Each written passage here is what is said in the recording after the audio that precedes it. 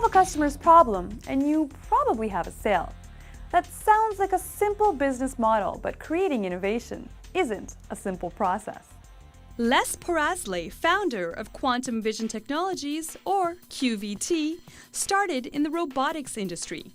As sellers of turnkey systems for manufacturers, they found their products needed customizations or couldn't perform certain tasks. It was in trying to solve their customer problems that QVT created unique and innovative products, which changed the direction of the company.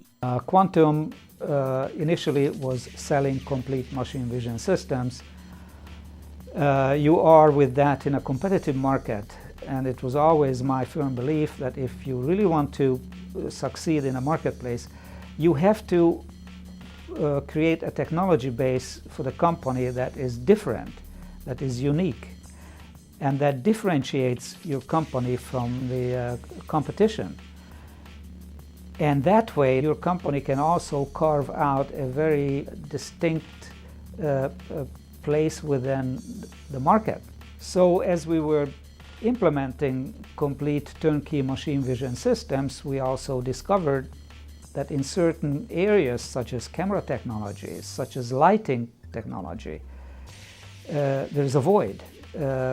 We couldn't finish several systems based on commercially available lighting systems for the machine vision industry, because the type of light we were looking for was not available.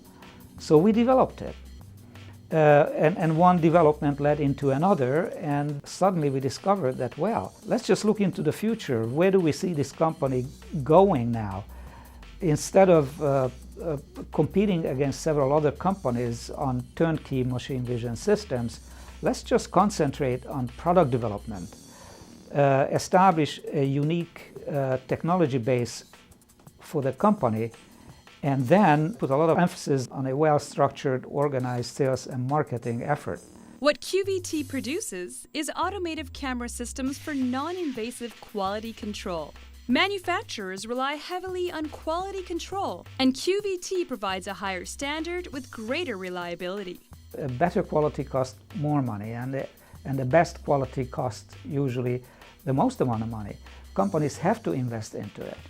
So a quality procedure needs to be implemented, and every reputable company usually assigns a budget for controlling and maintaining acceptable quality for their buyers.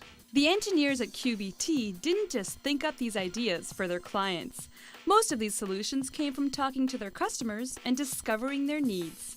In this particular case, listening to the customer is probably the biggest asset, because the customers and potential buyers are those who tell you about their problems, tell you what they want, which then may lead into the identification of a potentially new technology, which then the company can use for further development. Developing a high-tech device is a complex process and could take years to bring to market.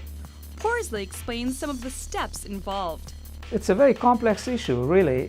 First, you have to identify what you want to do. You also have to do a lot of background check on the viability of the product. It's great to listen and believe in what one or two of your customers are saying, but it has to make sense North America-wise or globally.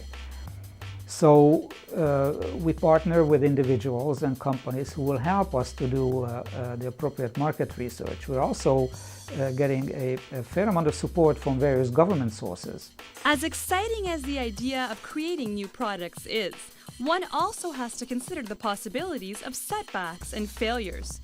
It's not that we won't make mistakes, but it's what we'll learn from them. There are failures, and we went through that also. But what I always believed in is that we do not give up. You don't give up.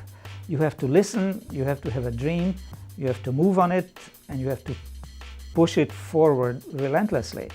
And if there is a failure, then we say, great, it's a failure, so the success is still ahead of us, so let's go and get into a success story.